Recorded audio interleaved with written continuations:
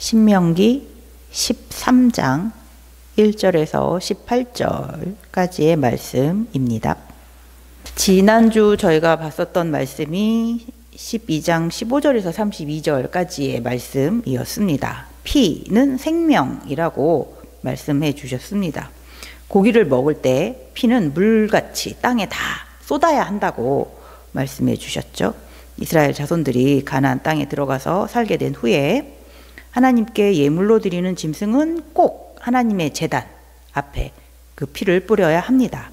그러나 그냥 먹기 위해서 짐승을 잡을 때에는 피는 반드시 땅에 다 쏟아야 합니다. 먹으면 안 됩니다. 피는 생명이기에 생명의 주인이신 하나님의 허락이 있어야 됩니다. 하나님의 말씀에 따라야 합니다. 그리고 이방 민족이 자녀를 우상에게 바치는 방식을 따라해서 하나님께 예배를 드려서도 절대 안 된다고 하셨습니다. 하나님께서 원하시는 예배가 있으세요. 하나님께서 원하시는 예배를 하나님의 백성은 드려야 합니다. 하나님께서는 예수 그리스도의 피로 드려지는 예배를 원하십니다. 우리를 죄를 대신하여 십자가에 죽으신 점 없고 흠 없는 예수 그리스도의 보혈로 드려지는 예배만이 하나님께서 원하시는 예배입니다. 항상 예수 그리스도의 십자가 보혈을 감사하며 그의 피의 능력을 의지하며 하나님을 예배하는 우리 모두가 되기를 바랍니다. 오늘 본문 신명기 13장에서는 다른 신들, 우상을 섬기자고 유혹하는 자들은 반드시 끊어내야지 된다라고 말씀해 주세요. 앞에 12장에서는 가나안 땅에 살고 있는 그 가나안의 7 족속들은 우상을 따르죠. 그래서 그들을 모두 몰아내야지 된다라고 하십니다. 그리고 그들이 우상을 섬겼던 제단, 신상, 산당 등도 다 부수고 불태워야 한다라고 하십니다. 그리고 그들이 했었던 그런 종교적인 의식에 관심을 갖거나 호기심을 가져서도 안 된다라고 하셨어요. 왜냐하면 혹시라도 그 관심으로 인해서 그것이 이스라엘 자손에게 올무가 되어 이스라엘 자손이 하나님께서 떠나게 되고 하나님을 배신하고 배반하여 우상을 섬길 수도 있게 되기 때문입니다. 그런데 오늘 말씀은 살짝 좀 다른 부분이 있어요. 오늘 본문에서는 우상을 섬기도록 유혹하는 상대가 가나안 사람이 아니에요. 외부의 세력이 아니에요. 이스라엘 자손 내부에서 일어나는 경우에 대해서 말씀해 주고 계세요. 그래서 13장 1절에 시작할 때도 너희 중에 이런 자들이 있을 수 있다라고 말씀을 하세요. 먼저 말해주는 경우가 어떤 경우냐면 선지자, 꿈꾸는 자들이 이스라엘 자손들을 유혹할 수 있다고 합니다. 선지자나 꿈꾸는 자는 이 사람들은 하나님께 항상 기도하는 사람들 아닌가요? 꿈꾸는 자 하면 제일 먼저 생각나는 경우는 요셉이죠. 하나님께서 꿈으로 요셉에게 하나님이 하시고 싶은 말씀을 하셨죠. 구약에 보면 하나님께서는 꿈으로 이스라엘 자손에게 하나님의 뜻을 말씀해 주시는 경우가 많았습니다. 이렇게 선지자, 꿈꾸는 자가 일어나서 이적과 기사를 내게 보이고 이적과 기사는 하나님께서 당신의 능력을, 당신의 뜻을 보여주실 때 좀 사용하시는 거잖아요. 특히 지금 모세가 이 말을 하고 있는 거니까 모세의 경우도 시내산에서 하나님을 만났을 때 하나님께서 모세에게 애굽에 있는 이스라엘 자손에게 찾아가고 그들을 이 시내산까지 인도해 내어라 라고 하나님께서 말씀하셨을 때 모세가 처음에는 자기는 못한다 라고 했죠. 누가 믿겠습니까? 라고 했을 때 하나님께서 모세를 통하여 이적과 기사를 보여주셨어요. 이것을 보고 이스라엘 자손이 믿을 것이다. 하나님께서 보내신 자가 맞구나. 그때 하나님께서 모세에게 보여주신 이적과 기적가 그거죠. 모세의 지팡이 바닥에 던지니까 뱀으로 변했고 그 뱀 꼬리를 잡으니까 다시 지팡이로 변했습니다. 그리고 또 하나는 손을 옷 안에 넣었더니 나병이 되었어요. 다시 넣고 빼니까 다시 깨끗해졌습니다. 이렇게 이적과 기사 하나님께서 당신을 나타내실 때 사용하는 것이기도 합니다. 그렇기에 선지자, 꿈꾸는 자들이 이적과 기사를 보이면 사람들은 그 말을 귀 기울여 들을 수밖에 없을 거예요. 그런데 2절 보면 그가 네게 말한 이 이적과 기사가 이루어지고 정말 일어났어요. 실제로. 그렇지만 너희가 알지 못하던 다른 신들을 우리가 따라 섬기자고 말할지라도 그들이 진짜로 이적과 기사를 보여도 너희가 알지 못하는 다른 신들을 우리가 섬기자라고 말하면 3절 너는 그 선지자나 꿈꾸는 자의 말을 청종하지 말라. 이스라엘 자손 입장에서는 이스라엘 자손 앞에서 있는 선지자, 꿈꾸는 자들, 그렇게 하나님 앞에 기도한다고 하는 그런 자들이 이적도 보이고 기사도 보이고 하는 그런 사람들이 하는 말이라면 믿고 따를 수밖에 없는 상황이에요. 그런데 하나님 말고 다른 신들을 우리가 따라 섬기자라고 말하면 굉장히 많이 혼란스러워질 수 있을 것입니다. 어떻게 해야지 되나? 라고 굉장히 혼란스러워졌을 거예요. 하나님께서 단호하게 말씀해 주세요. 그럴 경우 그들의 말을 청종하지 말라. 듣지 말라. 왜냐하면 3절 보면요. 이는 너희의 하나님 여호와께서 너희가 마음을 다하고 뜻을 다하여 너희의 하나님 여호와를 사랑하는 여부를 알려하사 너희를 시험함이니라. 하나님께서 시험하시는 것일 수도 있다. 하나님께서 막 일부러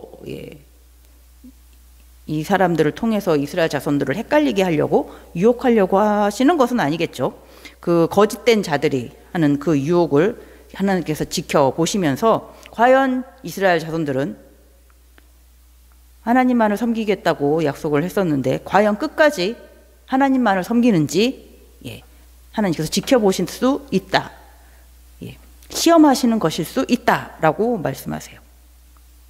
그렇기에 하나님의 백성, 하나님의 자녀라면 다른 목소리에는 귀 기울이지 말고 오직 하나님의 목소리에만 귀 기울여 드려야 합니다. 하나님의 목소리만 청종해야 합니다. 4절에서 그래서 이렇게 말씀하시죠. 너는 너희 하나님 여호와를 따르며 하나님만을 따르며 그를 경외하며 하나님만을 경외하고요. 그의 명령을 지키며 하나님의 명령만을 지켜야 됩니다. 그의 목소리를 청종하며 하나님의 목소리에만 청종하고요. 그를 섬기며 그를 의지하며 하나님만을 섬기고 하나님만을 의지해야 합니다. 그리고 하나님의 백성을 유혹했던 하나님을 떠나서 다른 신들을 섬기자라고 말하는 그런 거짓 선지자, 거짓 꿈을 꾸는 자들은 어떻게 해야지 되냐면 죽이라고 하세요. 5절 그런 선지자나 꿈꾸는 자는 죽이라. 관계를 끊어내라 라고 말씀하십니다.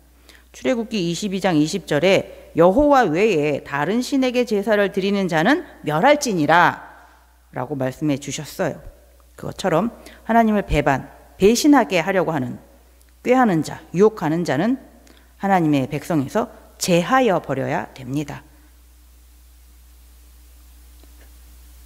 그래서 5절 끝에도 너는 이같이 하여 너희 중에서 악을 제할지니라. 이스라엘 자손 중에서 끊어내라 라고 하십니다.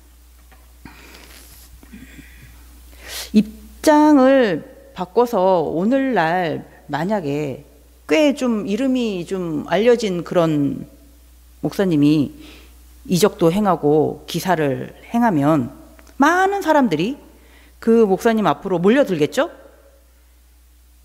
그런데 이제 그분이 살짝 하나님의 말씀에서 벗어난다면 사람들은 어떻게 생각을 할까요? 처음에는 뭐 별로 대수롭지 않게 생각할 수도 있을 것 같습니다. 그러다가 시간이 가면 하나님의 말씀에서 조금씩 더 멀어질 수도 있습니다. 그렇게 되면 정말 이제 큰일이 나는 거죠. 가라지는 처음에 벼 이삭하고 잘 구별이 안 된다고 하잖아요. 교회 안에 만약에 들어오는 이단들, 그런 이단들도 처음에는 티가 잘 안 난다고 합니다.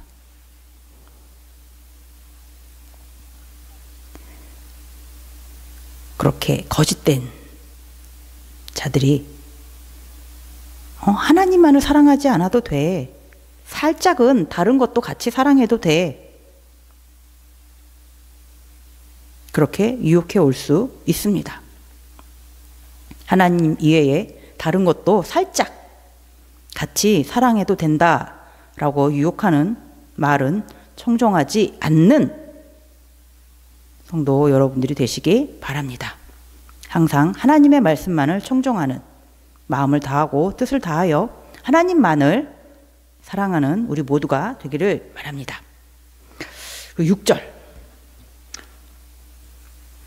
6절은 정말 이러면 안 되는데 라는 생각이 딱 드는 부분이에요. 6절은 하나님 외에 다른 신을 섬기자라고 유혹하는 또 다른 존재가 나타납니다. 네 어머니의 아들 곧 네 형제나 네 자녀나 네 품의 아내나 너와 생명을 함께하는 친구가 가만히 너를 꾀어 이르기를 너와 네 조상들이 알지 못하던 다른 신들 곧 네 사방을 둘러싸고 있는 민족 혹 네게서 가깝든지 네게서 멀든지 땅 이 끝에서 저 끝까지 있는 민족의 신들을 우리가 가서 섬기자. 아까는 뭐 선지자, 뭐 꿈꾸는 자 그런 사람들이 이제 하나님 외에 다른 신을 섬겨도 된다라고 이제 유혹을 하는 경우라면, 지금은 나하고 너무나 가까운 사람들이 유혹을 하는 경우입니다. 형제, 자녀, 아내나 남편, 그리고 생명을 함께하는 친구. 와, 이건 진짜 의리로 똘똘 뭉친 절친, 예, 이런 형제나 다름없는 이런 친구가 가만히 조용히 꿰어 유혹을 합니다. 세상에는 하나님 외에도 멋진 신들이 많이 있다고, 하나님 아니더라도 역사와 전통이 깊은 그런 신앙의 대상은 많이 있다. 다 능력이 증명됐으니까 많은 사람들이 믿고 섬기는 거 아니겠니? 뭐로 가도 서울만 가면 되는 거 아니야? 천국에 가면 되는 거니까 다른 신들을 통해서도 천국에 갈 수 있다 한다면서 꿰어낼 수 있습니다. 유혹할 수 있습니다.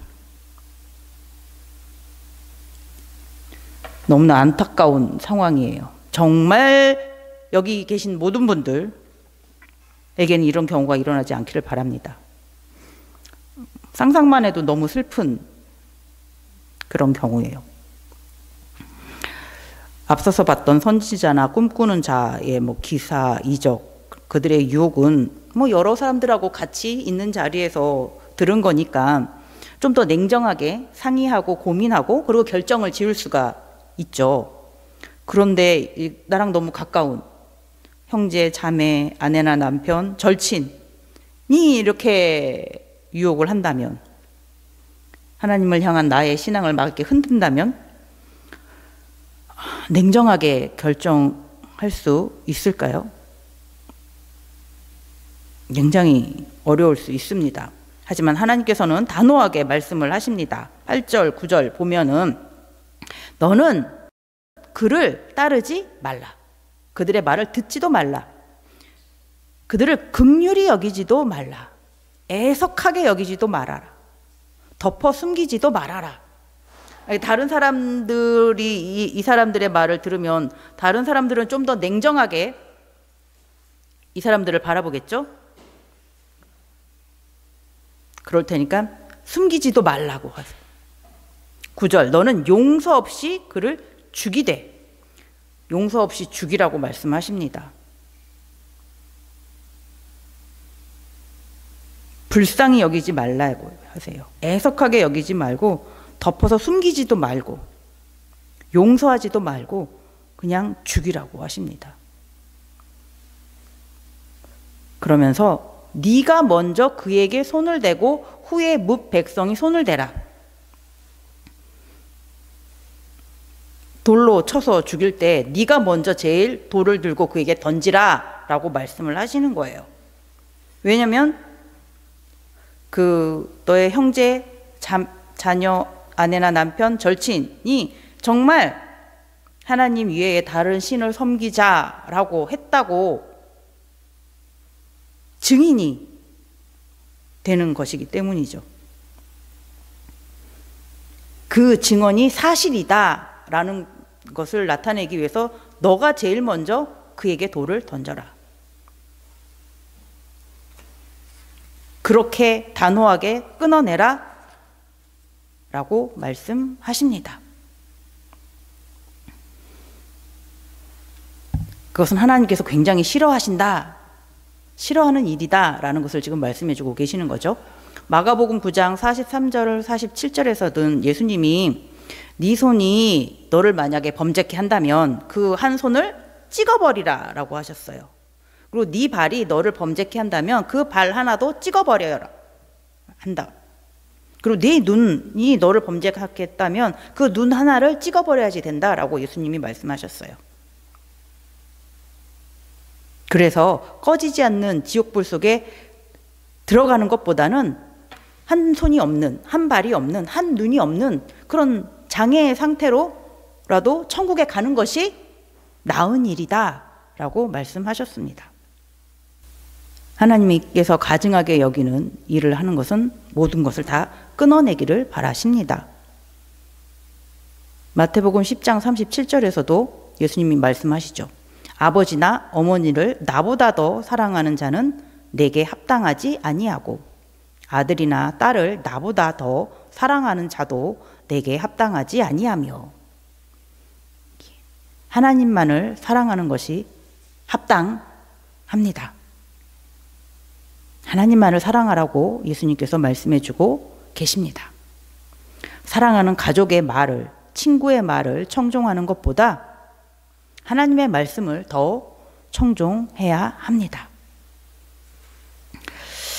그러면 정말 이렇게 하나님 말고 다른 것을 섬겨도 된다라고 유혹하는 가족, 이런 친구를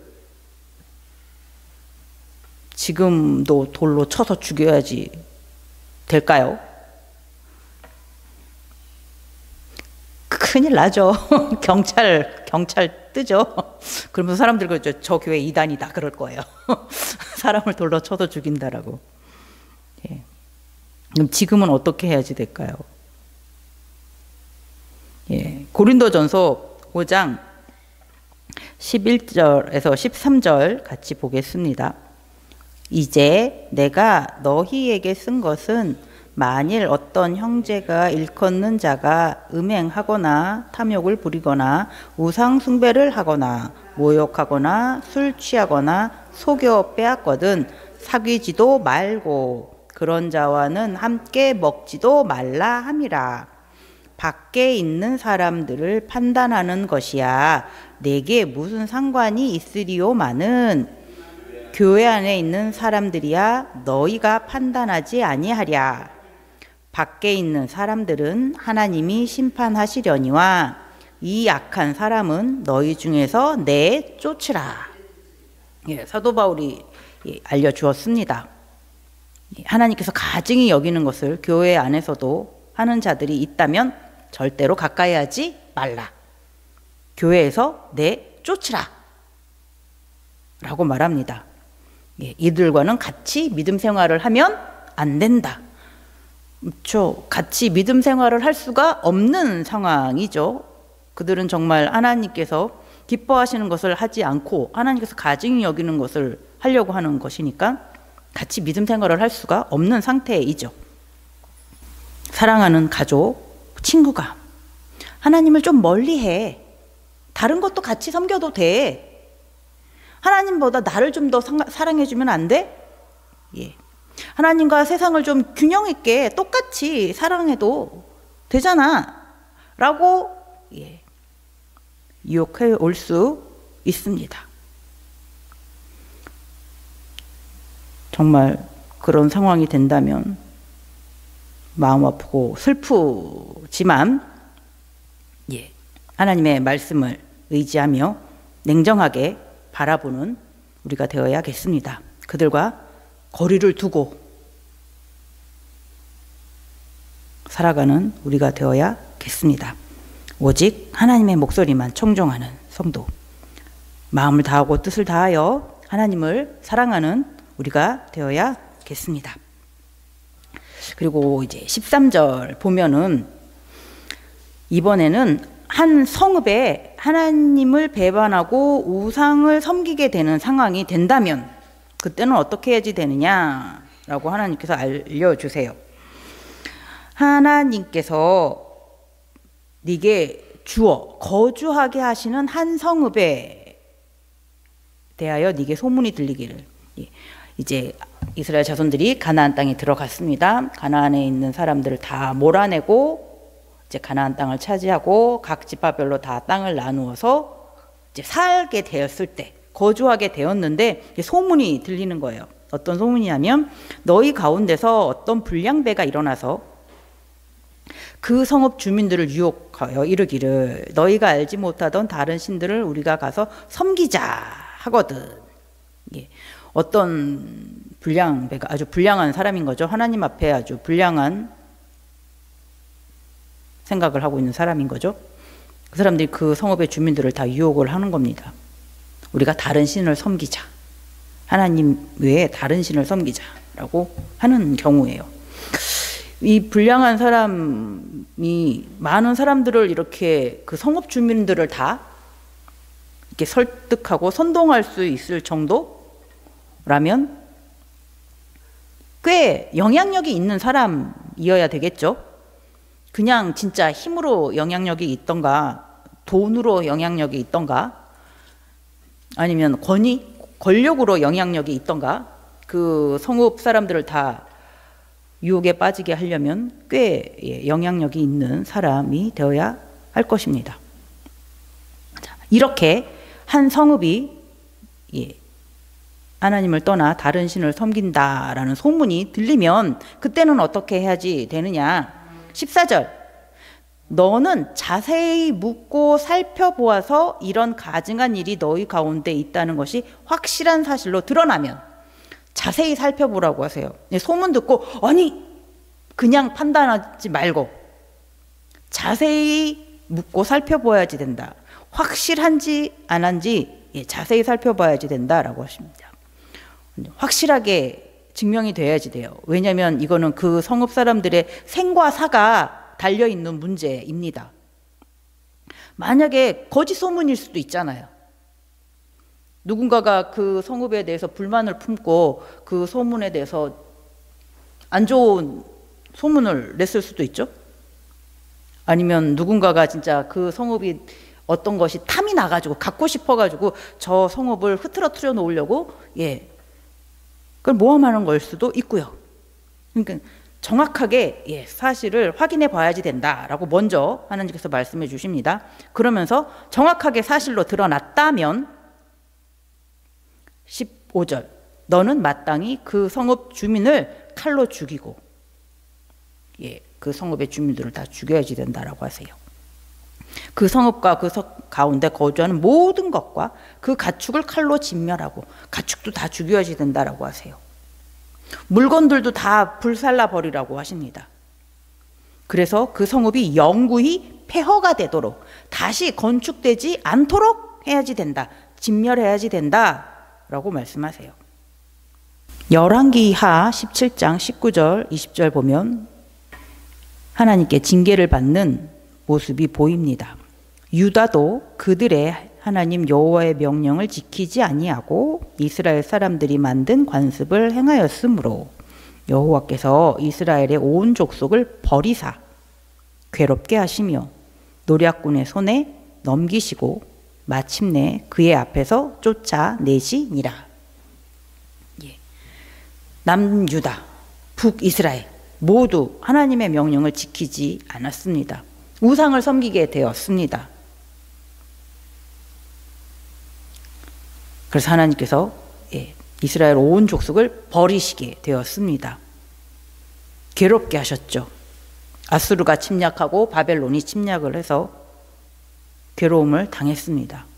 그리고 노략군의 손에 넘기셨습니다. 다 빼앗겼어요.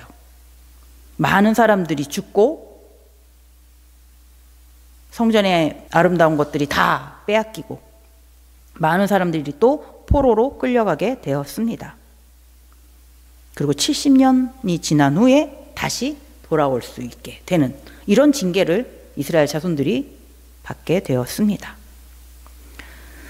이스라엘 자손은 하나님만을 섬기겠다고 하나님께 약속을 했습니다. 그러면 하나님만을 섬겨야 합니다.